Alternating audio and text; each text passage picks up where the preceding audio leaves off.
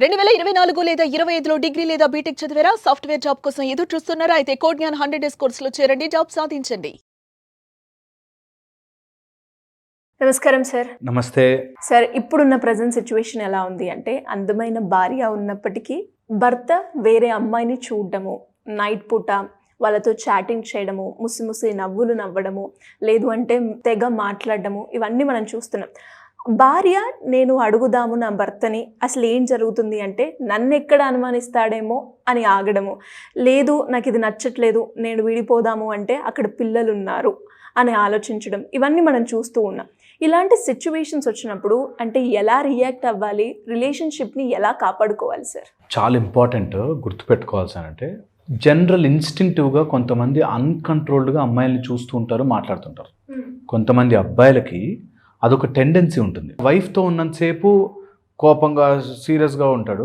అదే ఇంకా ఎవరైనా అమ్మాయి పక్కింటి అమ్మాయి అనో లేకపోతే ఎదురింటి వాళ్ళు ఎవరైనా వచ్చారు, అమ్మాయి వాళ్ళ ఫ్రెండ్స్ ఎవరైనా వచ్చారు, వాళ్ళతో చాలా జోవియల్గా చాలా ఫ్రెండ్లీగా మాట్లాడేస్తూ ఉండడానికి ట్రై చేస్తుంటారు. సో ఇలా గనక ఉంటే రాత్రి తెలియకుండా మెసేజ్లు చేయడము, చాటింగ్లు చేయడము చేస్తుంటే కొన్ని ఇంపార్టెంట్ పాయింట్స్ మనం గుర్తుపెట్టుకోవాలి. ఓకే.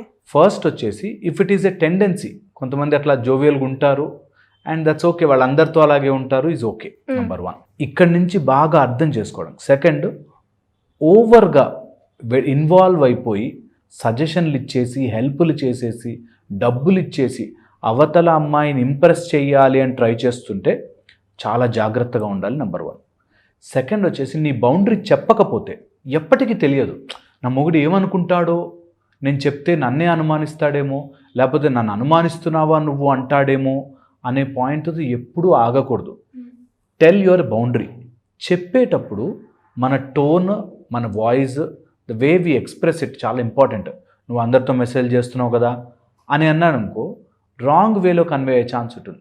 ఇలా చెయ్యకు, this is not comfortable to me, ఇలా చేయకు, వీ హ్యావ్ ఎ ఫ్యామిలీ, ఇలా చేయకు, మనం వీఆర్ టుగెదర్ అని చెప్పడం రావాలి. ఒక వైఫ్ అండ్ హస్బెండ్ మధ్యలో ఈ మాత్రం కమ్యూనికేషన్ ఉండి తీరాలి.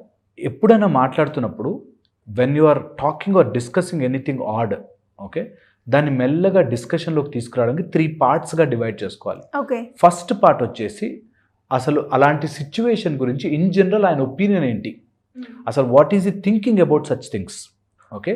దాని తర్వాత జరిగిన సిచ్యువేషనే మళ్ళీ మనం ఏదో యాడ్ చేసి, ఒకవేళ అలా అయ్యుంటే, నువ్వు అలా వెళ్ళిపోయి ఉంటే, అలా జరుగుంటే, అవన్నీ ఎక్స్ట్రాలు చెప్పద్దు. ఇలా ఉంది కాబట్టి నువ్వు నైట్ టైమ్ 10:30, 11 తర్వాత కూడా వేరే అమ్మాయిలతో మాట్లాడాల్సిన అవసరం ఏముంది, okay. Is an open thing. అప్పుడు డిస్కస్ చేయడానికి ఈజీగా ఉంటుంది. అండ్ థర్డ్ వచ్చేసి, ఇలా ఉంటే నేను ఇలా బాధపడుతున్నాను, ఈ డిస్కషన్ చేయడం అనేది చాలా ఇంపార్టెంట్. ఏ భార్య అయినా సరే ఎప్పుడైనా ముగ్గురితో మాట్లాడాలంటే ఆ కంపోజర్, కామ్నెస్ మెయింటైన్ చేస్తూ డిస్కస్ చేసే మోడ్లోకి తీసుకురావాలి. నువ్వు అలా చేసావా, నేను ఇలా చేస్తాను, నేను చేస్తే నీకు తెలీదా అనే ఆర్గ్యుమెంట్లోకి దిగకూడదు, ఓకే. Very important. కొంతమందికి సెల్ఫ్ కంట్రోల్ ఉండదు. కొంతమంది అబ్బాయిలకి నేను అందంగా ఉన్నాను అనే ఒక కాన్ఫిడెన్స్తో నేను ఏదైనా చేయగలుగుతాను, నాకేంటి అవసరం అనేటట్టు ఉంటారు. ఫోర్త్ వచ్చేసి, వీళ్ళతో రిక్వైర్మెంట్స్కి మీట్ అవ్వకపోతే బయట వెతుకుతూ ఉంటారు. అంటే వాళ్ళు ఏదో ఎక్స్పెక్ట్ చేస్తారు, ఇంట్లో ఆ ఆనందం ఉండదు, ఆ సుఖం ఉండదు, అందుకని నేను బయట వెతుక్కుంటున్నాను అనేటట్టు ఉంటారు.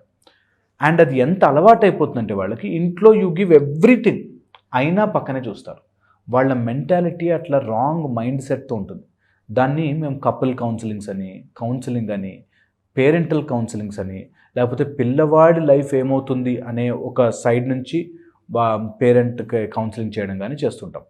దీంతోపాటు ఈ మధ్య వచ్చిన అడ్వాన్స్డ్గా నైట్ టైం జాబ్స్ అని, లేకపోతే డబ్బులు బాగా ఎక్కువ ప్యాకేజీల్లో శాలరీలు వస్తున్నాయి కాబట్టి నేను ఏదైనా చేయగలుగుతాను, ఓపెన్గా ఉండగలుగుతాను, నాకు ఓపెన్గా ఉండడం నా ఇష్టం, నా లైఫ్, మై రూల్స్ అనేవి ఈ హాఫ్ నాలెడ్జ్ వెస్టర్న్ ఐడియాలజీ నుంచి వచ్చినవంతా. నా ఇష్టం వచ్చినట్టు ఉంటాను, నేను సంపాదించుకుంటున్నాను, నాకేంటి అని. ఇలా మైండ్ సెట్లు ఉన్నవాడికి చిన్నవి కూడా మిస్టేక్స్ కనిపిస్తాయి. చిన్నవి, ఇంట్లో ఈరోజు ఏదో మాడిపోయిందన్నా కూడా పెద్ద ఫైట్. అది ఏముంది, దట్స్ ఓకే అని కాదు. ఒక బాటిల్ చేంజ్ అయితే ఫైట్. వాటర్ బాటిల్, నాకు పర్టికులర్ వాటర్ బాటిల్ ఉండాలి అని చిన్న వాటికి గొడవలు పెడుతుంటారు. వీటికి బౌండరీస్ సెట్ చేసుకుని, నాకు ఇలాంటి విషయాలు నచ్చవు అని ముందే చెప్పకపోతే లేటర్ డేట్ నీకు ఎప్పటి నుంచో తెలుసు కదా నేను మెసేజ్ చేస్తున్నట్టు, నువ్వెందుకున్నావు, నువ్వెందుకు విన్నావు, ఇన్ని రోజులు బాగానే విన్నావు కదా అని వస్తుంది. వీటితో పాటు ఇంకెవరిని ఇన్వాల్వ్మెంట్ కాకుండా ఫ్యామిలీగా వైఫ్ అండ్ హస్బెండే కూర్చుని మాట్లాడుకోవడం కూడా రావాలి, చాలా ఇంపార్టెంట్.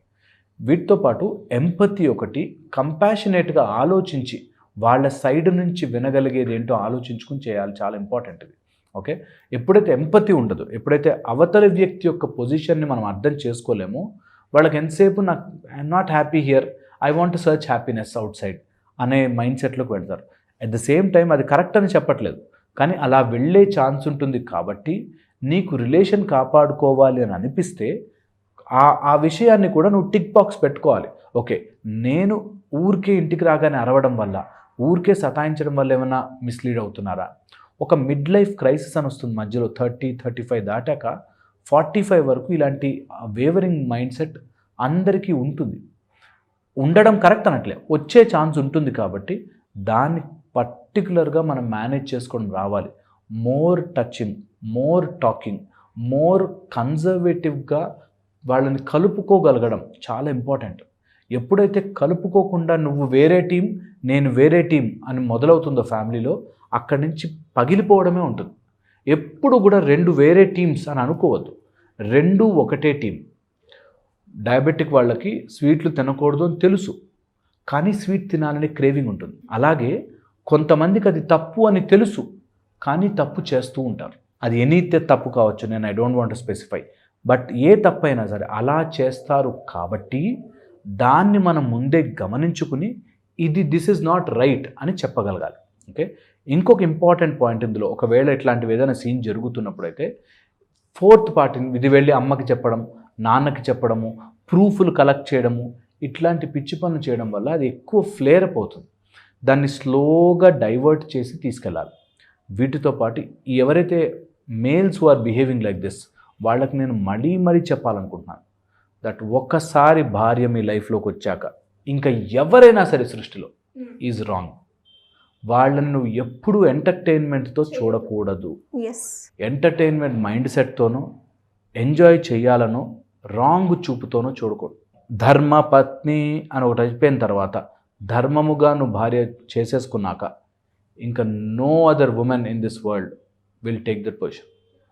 అది కలికాలంలో true true true true to the every word. ఇంకొక ఆపోజిట్ జెండర్ నీకు 4 మీటర్ల డిస్టెన్స్లో ఉండాలి. 1 హ్యాండ్ డిస్టెన్స్ అని చిన్నప్పుడు మనకు లైన్లో నుంచోబెడితే చెప్పాక అలా ఉండాలి. ఎందుకంటే you should never entertainment such things. అలాంటప్పుడే ప్రేమలు పుట్టుకొచ్చి అన్నెసరీ బాండేజెస్ క్రియేట్ అయ్యి దానివల్ల కాంప్లికేషన్స్ అవుతాయి. ఎంత మంచి అయినా కానీ, నువ్వు ఎంత హార్ట్ఫుల్ మనిషి కానీ, లిమిట్ ఈజ్ లిమిట్. ఇది చాలా ఇంపార్టెంట్. అమ్మాయి అయినా కానీ అబ్బాయి అయినా కానీ నీకు ఒకసారి మ్యారేజ్ అయిపోయాక ఇంకా ఎవరిని ఎంటర్టైన్మెంట్ చేయకూడదు. ఓకే, వాళ్ళ కోసం మన రాత్రంతా ఉండి మెసేజ్లు చేసి ఏదైనా కానీ, భార్య శూర్పణఖే కానీ భర్త రావణాసురుడైనా కానీ భర్తే భార్య, ఫినిష్ ఆ గేమ్. అప్పుడే యు ఆర్ వన్ టీమ్. ఏదున్నా సరే నా భార్యరా, ఏదున్నా సరే నా భర్తరా, వీఆర్ వన్ టీమ్. ఎప్పుడైతే స్ప్లిట్ అయ్యి 3rd పర్సన్ ఎంటర్ అవుతాడో డిజాస్టర్. అండ్ అలా ఉన్నవాడు ఏ రోజు హాయిగా ఉన్నాను అని అనుకోలేడు. ఏదో ఒక రోజు అదంతా బర్డెన్ అయ్యి ప్రాబ్లం అయ్యి మీ లైఫ్ని తినేస్తుంది. చాలా చాలా ఇంపార్టెంట్, గుర్తుపెట్టుకోవాలి. ఇక లాస్ట్ అండ్ ఫైనల్ పాయింట్ చెప్తాను. ఎవరైనా సరే నమ్మిన వ్యక్తిని మోసం చేసిన వాడు, ఆర్ నమ్మిన వ్యక్తి కాకుండా ఇంకెవరితోనో రిలేషన్షిప్ పెట్టుకోవాలని ట్రై చేస్తున్నవాడు నిజంగా పాపాత్ముడు. తప్పు ఆలోచనే అది.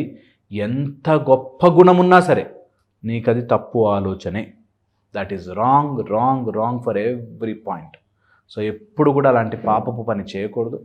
దట్ ఈజ్ రాంగ్ బికాస్ నీకు ఆల్రెడీ ఒక నమ్మకస్తురాలైన ఒక ప్యూర్ బంధం ఒకటి ఉంది. కాబట్టి దానివల్ల పిల్లలు లైఫ్, వాళ్ళ కెరియర్, వీళ్ళ కెరియర్, ఎమోషనల్స్గా చాలా అటాచ్మెంట్స్, కార్మిక దోషములు ఎన్ని రకాలు ఉంటాయో. ఒకవేళ ఉంటే కొన్నిసార్లు మైండ్ సరిగ్గా పనిచేయదు, కొన్నిసార్లు మన ఆస్ట్రాలజికల్ ప్రభావం వల్ల పనిచేయదు, కొన్నిసార్లు ఒక భయంకరమైన ఇంట్లో ఉంటారు, ఆ ఇంటి ప్రభావం వల్ల జరుగుతుంది, వాస్తు ప్రాబ్లమ్స్ అంటారు, అలాంటి వల్ల కానీ, లేదా ఒక ఏజ్ వచ్చాక 35 to 45 మధ్యలో ఒక టైప్ ఆఫ్ వేవరింగ్ వస్తుంది. అలా గనక ఉంటే కంట్రోల్ యువర్ సెల్ఫ్. మీ స్ట్రెంగ్త్ని, మీ బాడీ హెల్త్కి, మీ రిలేషన్షిప్ని స్ట్రాంగ్ చేసుకోవడానికి చేసుకోండి. చాలా చాలా ఇంపార్టెంట్. ఇది ఎంత చెప్పినా తక్కువే. ఎందుకంటే ఇట్లా బలి అయిపోతున్న వాళ్ళు ఎంతమంది మా దగ్గరికి వస్తారు, నాది తప్పండి తెలుసు కానీ చేశామంటారు. సో చేయకండి, అందులోకి ఎంటర్ కాకండి. ఆ స్టెప్ వేసిన తర్వాత బాధపడకండి. ఓకే, అది ఫస్ట్లో స్వీట్గా ఉంటుంది, తర్వాత పాయిజన్ అయిపోతుంది. ఎప్పుడైనా అంతే, తప్పుడు పని ఫస్ట్ స్వీట్గా ఎంత అద్భుతంగా ఉందనిపిస్తుంది, తర్వాత విషముగా మారుతుంది. మనకు ఆ లిమిట్ తెలియదు. అందుకోసమే చెప్తున్నాను, never ever entertainment such things. Thank you sir, thank you so much. Suman టీవీలో మీ పర్సనల్ అండ్ బిజినెస్ ప్రమోషన్స్ కోసం కింది నెంబర్కి కాంటాక్ట్ చేయండి.